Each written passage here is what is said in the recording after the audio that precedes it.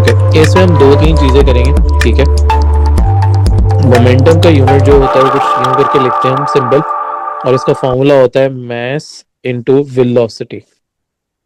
ठीक है। तो इसको मैं लिख लेता हूँ एम वी। अगर आप इसके यूनिट्स की बात करो तो आप यूनिट्स आप इजीली फाइंड आउट कर सकते हो। मैस का यूनिट अगर आप देखो तो केजी होता है, और वेलोसिटी का जो यूनिट होता है वो मीटर पर सेकंड होता है। तो आप इसको ये लिख सकते हो, या फिर इसको आप ये भी लिख सकते हो केजी मीटर पर सेकंड, हम इस तरह से भी लिख सकते हैं। ठीक है। यहाँ पे डायरेक्शन जो होती है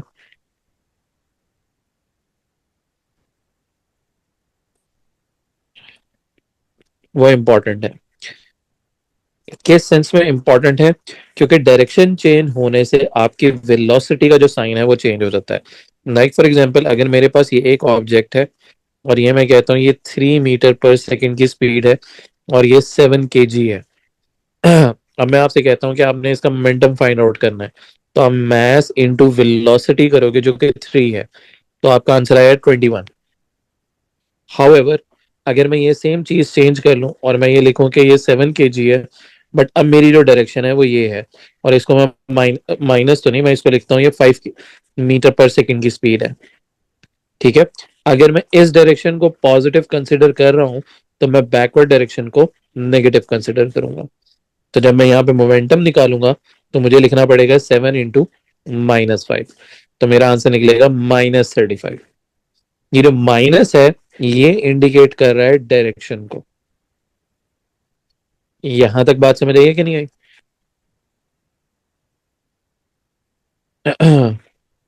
जी। ठीक है। इसके बाद हम करने लगे। जी। हाँ। जी सर, समझ आ गई। ओके, नेक्स्ट जो हम करने लगे हैं वो है कंजर्वेशन ऑफ मोमेंटम। अब इसका मतलब क्या होता है इसके बारे में भी बात कर लेते हैं। कंजर्वेशन ऑफ मोमेंटम ये तब होता है जब आपके पास कोलिजन हो रही होती है। कोलिजन का मतलब क्या है? कि आपके पास दो ऑब्जेक्ट्स हैं कोई, और वो दो ऑब्जेक्ट्स एक दूसरे के साथ कोलाइड करेंगे, तो उसको हम कहते हैं कंजर्वेशन ऑफ मोमेंटम। अब इसको यूज किस तरह से करते हैं उसके बारे में भी बात कर लेते हैं। कोलिजन। Okay wait. ओके, अब ये कोलिजन होगी कैसे? इसमें होता क्या है कि total momentum before the collision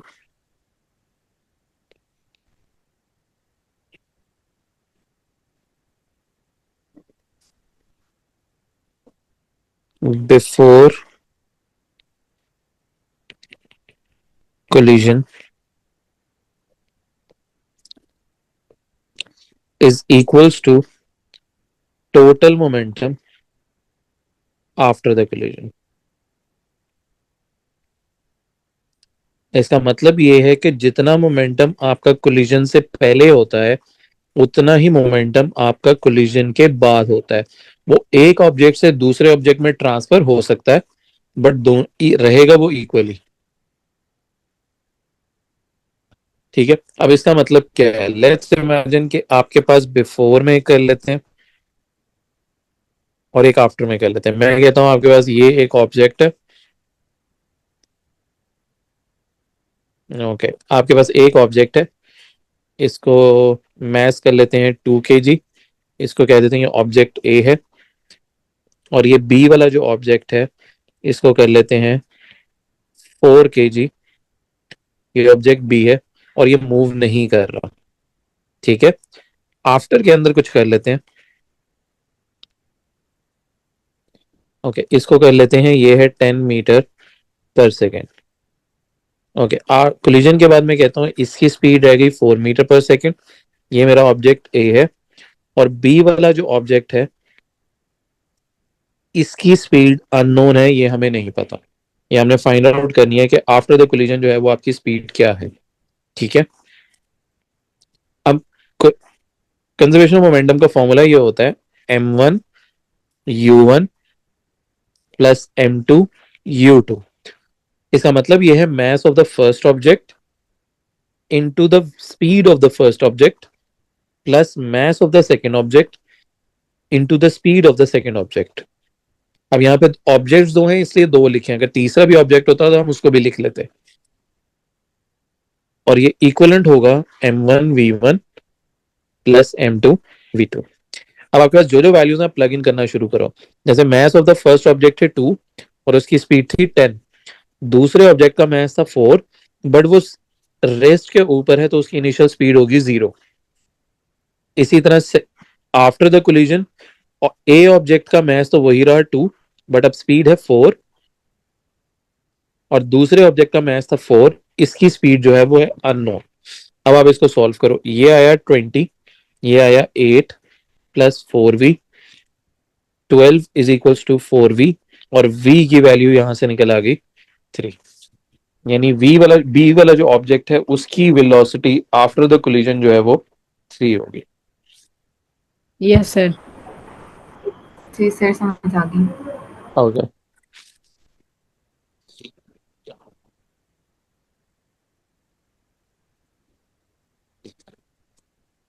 okay इसके बाद एक चीज और होती है, या एक वर्ड जो होता है वो और होता है, वो होता है कोइलेस।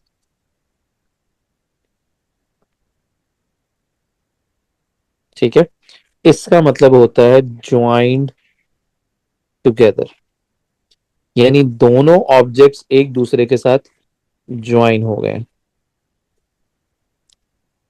ये मतलब होता है कोइलेस का।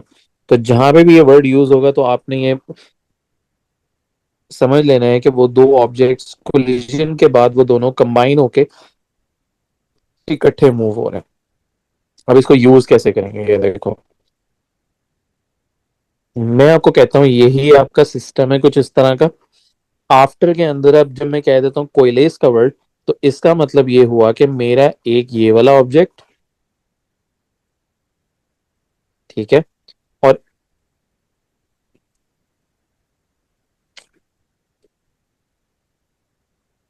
और ये दूसरा ऑब्जेक्ट, ये दोनों अब एक दूसरे के साथ कंबाइन हो गए और ये अब कंबाइन एक ही स्पीड के साथ ये आगे मूव करेंगे। वो स्पीड क्या है वो आप लोगों ने मुझे बतानी है, वो क्या है। अब इसमें फॉर्मूला जो है वो वही लगेगा, उसके अंदर कोई चेंजिंग नहीं है। ठीक है, m1u1 plus m2u2 is equals to m1v1 plus m2v2।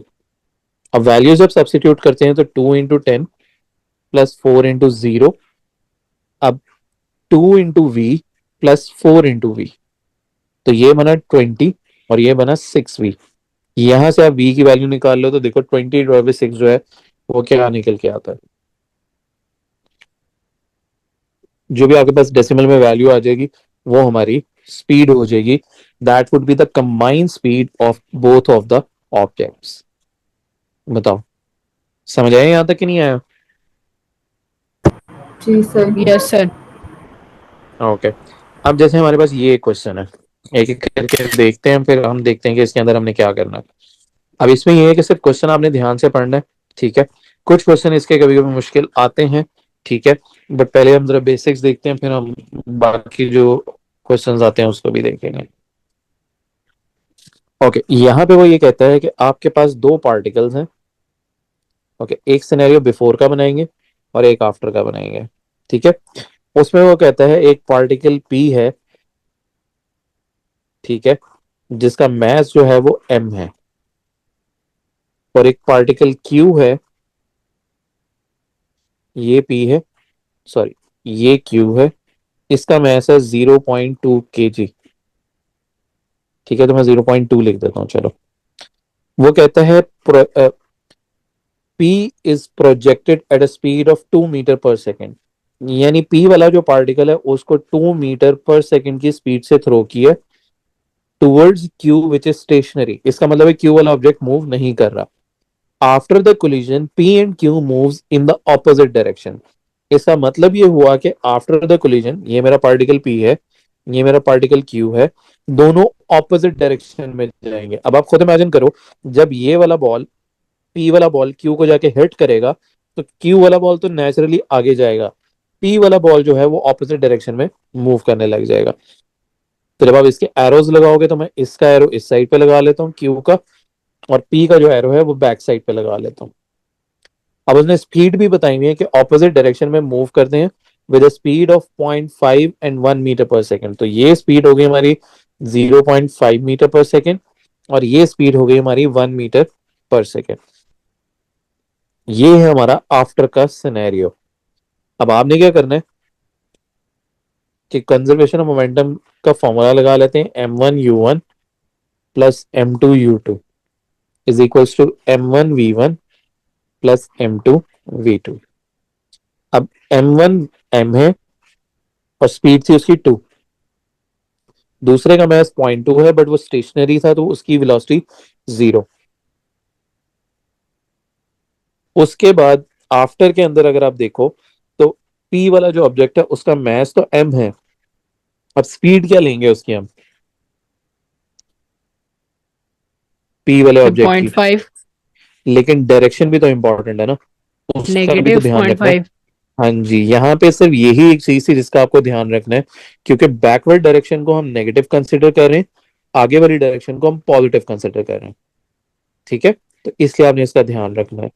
0.2 into 1, तो ये बना 2m माइनस 0.5m प्लस 0.2, तो ये बना 2.5m इज इक्वल टू 0.2। तो यहाँ से आप मैथ की वैल्यू देखो तो क्या निकल के आती है।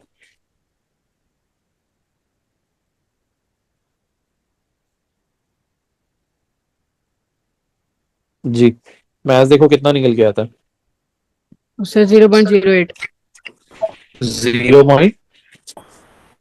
0. ये हमारे पहले पार्ट का आंसर आ गया। समझ आया किस तरह से करना है ये वाला।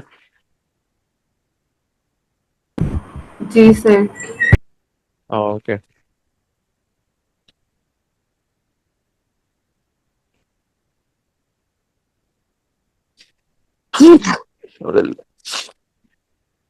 ओके, ये वाला ट्राई करते हैं।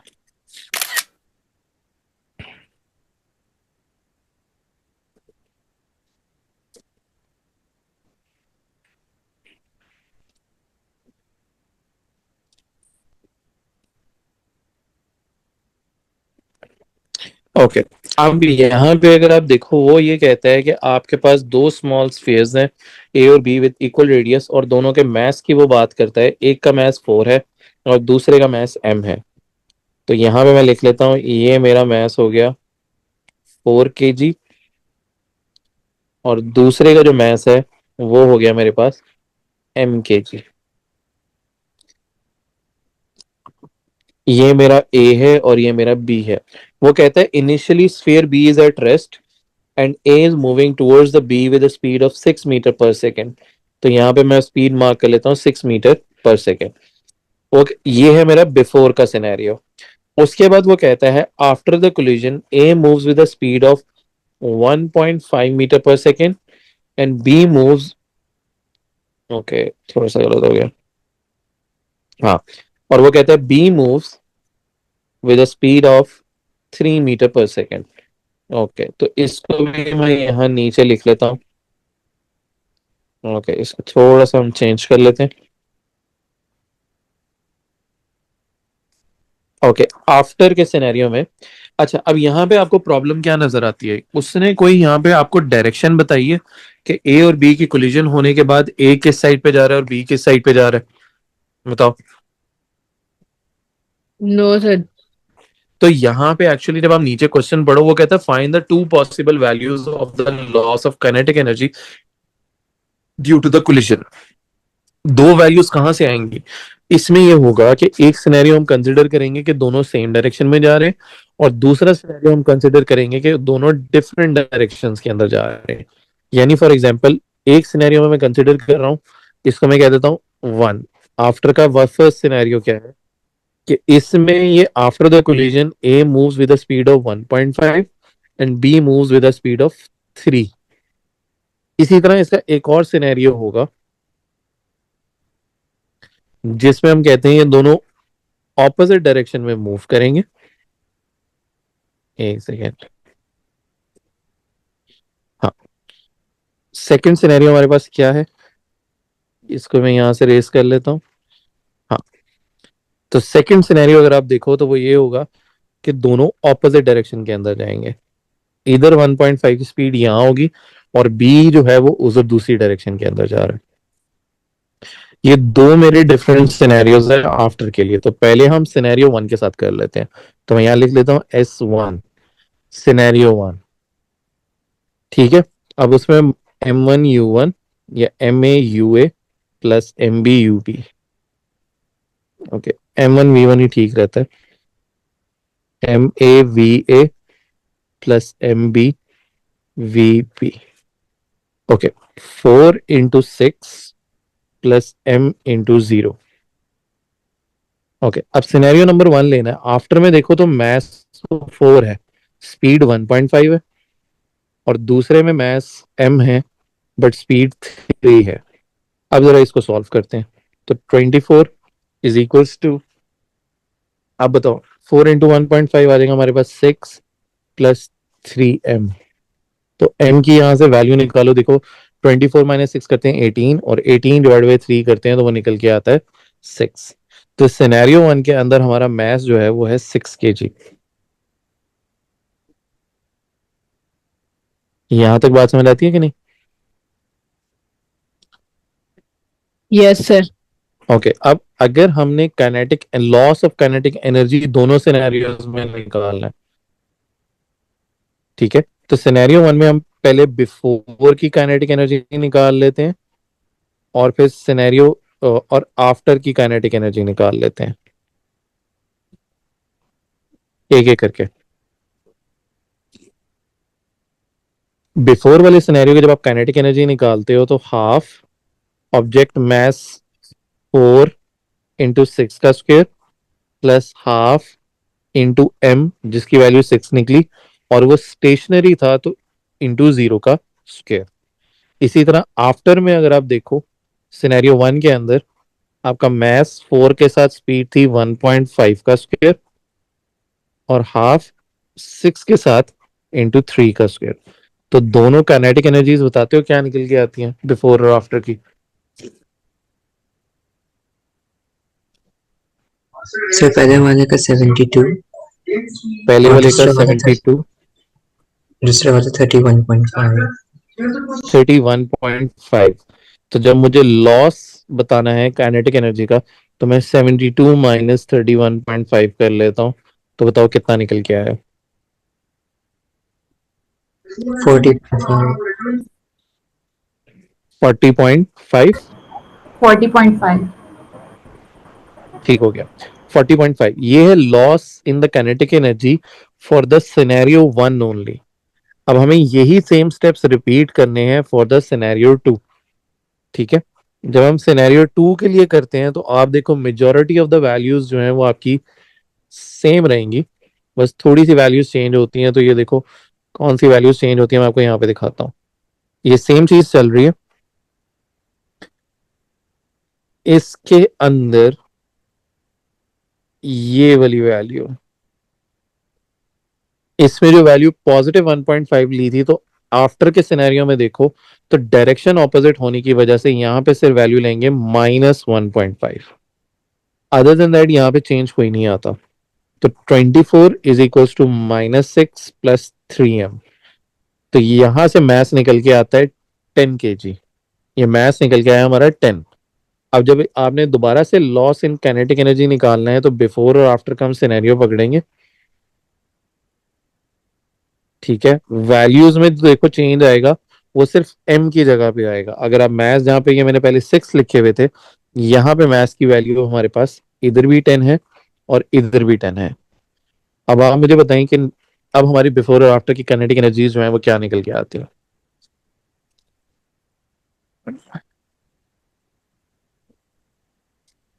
और उसके बाद लॉस भी देख लेते हैं।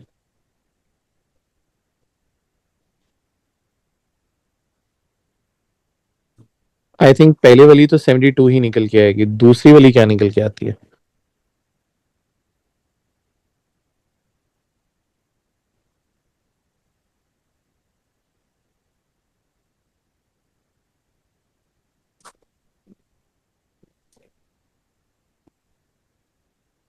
सर दूसरे वाले 49.5 49.5। अब आप दोनों को माइनस करो ताकि आपके पास लॉस इन काइनेटिक एनर्जी निकल आए।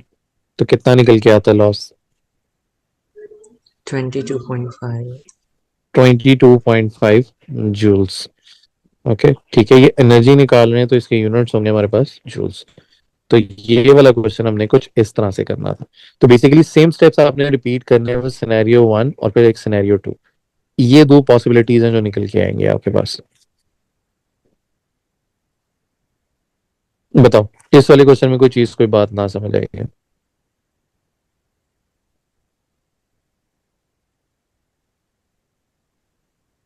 ओके यस सर, समझ आ गया।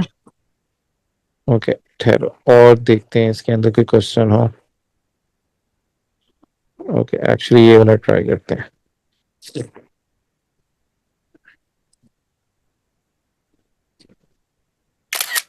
ओके इस क्वेश्चन में अगर आप देखो तो आपको तीन पार्टिकल्स के बारे में वो बात कर रहा है।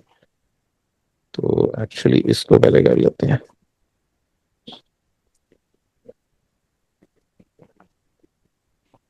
Okay, इसका पहले ए पार्ट कर लेते हैं और फिर इसका एक नीचे बी पार्ट है, फिर उसको भी देख लेते हैं।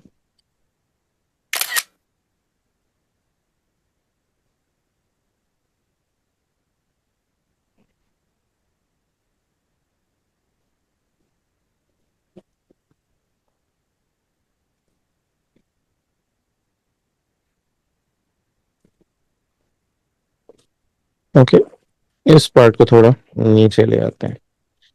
ओके पहले ही ऊपर वाला पार्ट कर लेते हैं। इसमें कहता है कि आपके पास तीन पार्टिकल्स हैं पी क्यू और आर, जिनके उसने मैसेज आपको दे दिए हैं और वो कहता है कि ये सारे एक हॉरिजॉन्टल स्ट्रेट लाइन के अंदर है। ठीक है, तो यूं करके मैं एक हॉरिजॉन्टल स्ट्रेट लाइन बना लेते हैं। तीन पार्टिकल्स, एक पी का, एक क्यू का और एक आर का। ठीक है, .1, .2, .5। वो कहता है particle P is projected towards Q at a speed of 5 metre per second. Okay तो इसकी स्पीड हो गई 5 मीटर पर सेकेंड आफ्टर, अच्छा ये पी की, ये क्यू और ये R. After P and Q collides, P rebounds with a speed of 1 metre per second. अब वो कहना ये चाह रहा है कि इस केस के अंदर से पी और क्यू रेलेवेंट है, जिसके अंदर पी वाला जो पार्टिकल है वो रीबाउंड हो जाएगा in the opposite direction with speed of 1 metre per second. तो ऑब्वियसली क्यू वाला जो बॉल है वो आगे वाली डायरेक्शन में मूव होना चाहिए। तो ये मेरा बिफोर का सिनेरियो है और ये मेरा आफ्टर का सिनेरियो। जब इस पे अब हम फॉर्मूला लगाते हैं तो मैथ है 0.1 × 5 प्लस 0.2 × 0। ये क्यू की बात हो रही है। इसी तरह आफ्टर के अंदर पहले पी का देख लेते हैं, उसका मैथ 0.1 था, बट डायरेक्शन ऑपोजिट होने की वजह से यहाँ लग गया -1। और क्यू का मैथ 0.2 था और इसकी स्पीड हमने फाइंड आउट करनी है। तो वैसे आप जरा सॉल्व करो। 0.5 माइनस 0.1 प्लस .2 v। तो देखो आपकी v की वैल्यू जो है वो क्या निकल के आती है।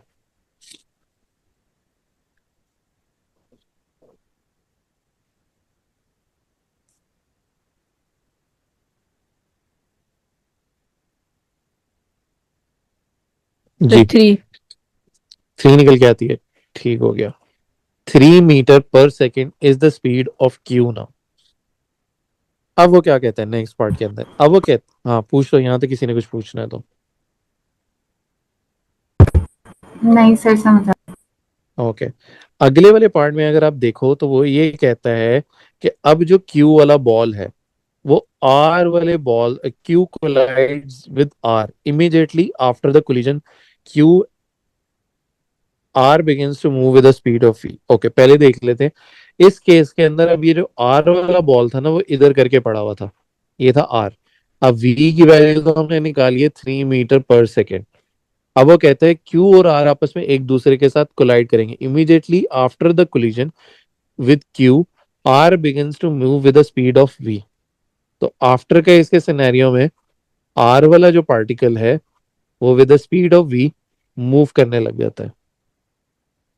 given that there is no subsequent motion, a subsequent collision between P and Q, find the greatest possible value of V. Okay, अच्छा अब इमेजिन करो, मुझे आप लोगों ने ये बताना है ये जो Q वाला पार्टिकल है, ये जब R के साथ कोलाइड हो गया, ये मैक्सिमम कितनी स्पीड के साथ पीछे जा सकता है, ये बिफोर है ये आफ्टर है। हाँ, Q वाला जो पार्टिकल है इसकी स्पीड यहाँ क्या होनी चाहिए कि ये P के साथ कोलाइड ना करे दोबारा से, ये क्यों कोलाइड ना करे? अगर आप क्वेश्चन पढ़ो तो उसने लिख के कहा हुआ है कि there is no subsequent collision between P and Q, यानी उसके बाद दोबारा पी और क्यू के दरमियान में कोई कोलिजन नहीं होगी। तो आप लोग मुझे बता सकते हो कि क्यू की स्पीड क्या होनी चाहिए कि वो पी के साथ कोलाइड ना करे? कोई भी गैस करो, कोई वैल्यू बोलो फिर देखते हैं। सर लेस देन 3 होनी चाहिए उसकी वैल्यू। क्यों? देखो क्यू तो पहले जब जा रहा था 3 वाली स्पीड के साथ, ये देखो 3 वाली स्पीड के साथ गया, आर के साथ कोलाइड हुआ, अब कोलिजन होने के बाद क्यू जो है पीछे जाने लगा। अब पीछे जाते हुए उसकी स्पीड क्या होगी? अगर लेट्स सपोज आप क्या कह रहे हो कि 3 होनी चाहिए कि 2 होनी चाहिए? एग्जाम्पल कोई भी वैल्यू बोलो फिर देखते हैं। 1.5। ओके, अगर आप ये देखो क्यू वाला किस स्पीड से जा रहा है 1.5, पी वाला किस स्पीड से जा रहा था 1। पीछे 1, तो आप बताओ तेज कौन सा चल रहा है, क्यू के पी? क्यू। तो क्यू कोलाइड करेगा पी से एक पॉइंट पे आके, जो यस। तेज जा रहा है। तो फिर क्यू की स्पीड क्या होनी चाहिए कि वो कोलाइड ना करे? Less than 1। हाँ, हम ये कर लेते हैं, अगर पी की स्पीड पीछे जाते हुए 1 मीटर पर सेकंड है, हम क्यू की स्पीड कह देते हैं 1 मीटर पर सेकंड है। अगर दोनों सेम स्पीड से भी जा रहे होंगे तब भी वो कोलाइड नहीं करेंगे। ये बात समझ में आती है कि नहीं? Yes sir. ओके, लेकिन जो हम सिस्टम लेंगे वो इस लाइन से आगे वाला लेंगे, ठीक है? क्योंकि पी की सिर्फ हमने स्पीड देख के हमने डिसाइड कर लिया कि क्यू की स्पीड क्या होनी चाहिए। अब जब आप फॉर्मूला लगाते हो, क्यू का मैथ था 0.2 इंटू 3, प्लस आर का जो मैथ था वो था 0.5। बट बिफोर में वो स्टेशनरी के ऊपर है, यानी इधर इसकी स्पीड 0 है, तो यहाँ 0 is equal to 0.2 into -1 into 0.5 into V। Okay, यहाँ से हम वैल्यू निकाल लेते हैं, ये है -0.2 +0.5V, और यहाँ पे आएगा 0.6। तो यहाँ से देखो आपके पास V की वैल्यू जो है वो क्या निकल के आती है?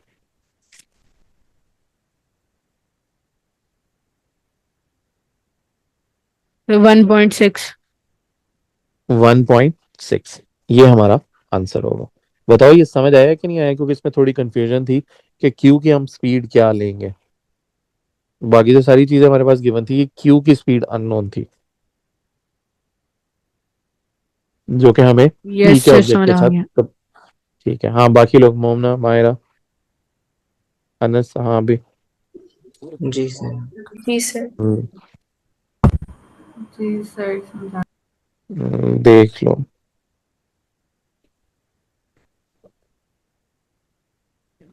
ओके, ओके,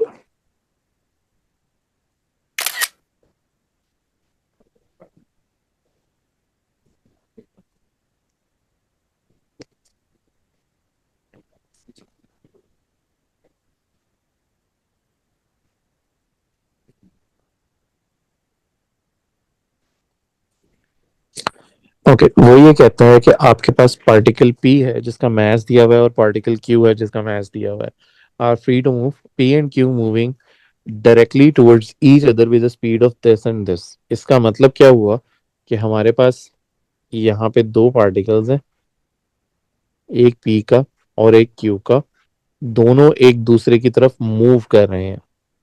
ओके, इसका मास था 0.4 और इसका था 0.5। 0.4 वाला पार्टिकल इधर जा रहा है विद द स्पीड ऑफ 2.5, और 0.5 वाला पार्टिकल इधर जा रहा है विद द स्पीड ऑफ 1.5। ये पी है और ये हमारे पास क्यू है। वो कहता है after P and Q collide the speed of Q is twice the particle of p. Find the two possible values of the speed of p after the collision. Okay, क्या करेंगे इसमें पहले बताओ जो आपको लगता है. तो दो सिनेरियोज बनाएंगे, एक नेगेटिव डायरेक्शन के साथ है, एक डिफरेंट डायरेक्शन होंगे और एक सेम डायरेक्शन के साथ बनाएंगे। बिल्कुल ठीक है, दो सिनेरियोज बनेंगे. एक सिनेरियो वो होगा कि दोनों कोलिजन के बाद in the same direction move कर रहे हैं. तो मैं कहता हूँ दोनों कोलाइड होने के बाद पी और क्यू जो है वो दोनों सेम स्पीड में मूव करेंगे. इसमें सिर्फ उसने ये कहा the speed of Q is twice the speed of V. अगर वी पी की स्पीड मैं वी कर लेता हूँ तो क्यू की स्पीड मुझे 2v करनी होगी. एक सिनेरियो ये है. दूसरा सिनेरियो मैं ये ले सकता हूँ कि पी और क्यू कोलाइड करने के बाद डिफरेंट डायरेक्शंस में मूव करने लग जाए. तो इमेजिन कर लेते हैं क्यू जो है वो इधर जा रहा है और पी वाला पार्टिकल जो है वो पीछे जा रहा है. लेकिन इसकी स्पीड अगर वी है तो इसकी स्पीड हम लेंगे 2v. सिनेरियो 1 के साथ करते फिर हैं. पी की माइनस पी नहीं लेंगे? लिखते हम वी हैं वो अभी जब मैं नीचे फॉर्मूला में लगाऊंगा तो मैं वहां पे माइनस वी लिख लूंगा. ठीक है. अभी ओके जैसे कि सर। ऊपर देखो ना, जब भी मैं यहाँ लिख रहा था, ये देखो यहाँ पे मैंने स्पीड 1 लिखी थी बट जब मैं फॉर्मूला में लगाता था तो मैं -1 लिख लेता था. वरना आप -1 लिखना चाहते हो या -v लिखना चाहते हो दैट इज ऑल्सो फाइन, वो गलत नहीं है, वो भी ठीक है. ठीक है. Okay sir. ओके, तो 0.4 mass into the speed which is 2.5 plus 0.5. अगर आप क्यू की डायरेक्शन देखो तो वो बैकवर्ड्स है, तो यहाँ पे इसीलिए ब्रैकेट में आपको लिखना पड़ेगा -1.5. इसी तरह 0.4v प्लस 0.5 इंटू 2v. अब आप इसको जरा सॉल्व करें और देखिए आपके पास v की वैल्यू जो है वो क्या निकल के आती है.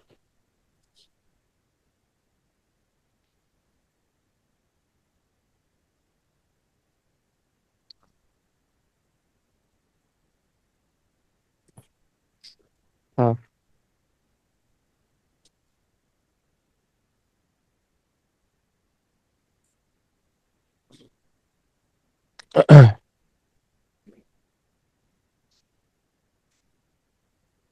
हाँ, किसी की v की वैल्यू निकली.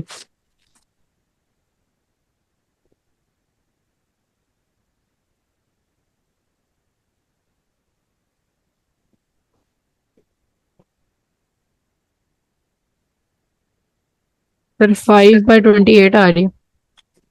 5/28 आ रही है. ये तो बहुत ही ऑड निकल के आ रही है. 0.4 इंटू 2.5 प्लस 0.5 इंटू -1.5. तो ये तो निकल के आ गया 0.25. दूसरी साइड पे देखें तो 0.4v plus 1v which is 1.4v और यहाँ पे आ गया 0.25. तो 0.25 को डिवाइड बाय 1.4 करना है. 5/28 ही आ रही है एक्चुअली. तो इसको हम लिख लेते हैं 0.178. ठीक है, 0.178. अब इसी तरह सिनेरियो 2 में देखो, सेम चीजें रिपीट होंगी, सेम इक्वेशन है. The only change would be the directions. तो यहाँ पे इस v की जगह मैं यहाँ पे -v सब्सिट्यूट कर लेता हूँ. तो देखो आपके पास वैल्यू जो है वो क्या निकल के आती है.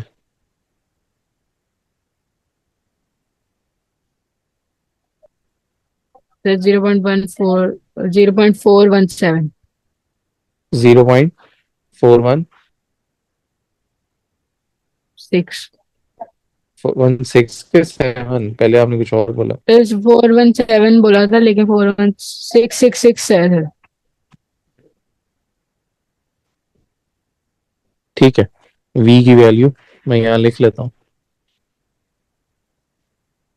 0.417 मीटर पर सेकेंड. इसके भी आंसर चेक कर लेते हैं, एक सेकेंड दो. ओके, 0.417 और एक 0.179, यही दो थे. हाँ, 178 को राउंड ऑफ होके 179 हो जाएगा. देखो मुश्किल था यहाँ तक। No sir.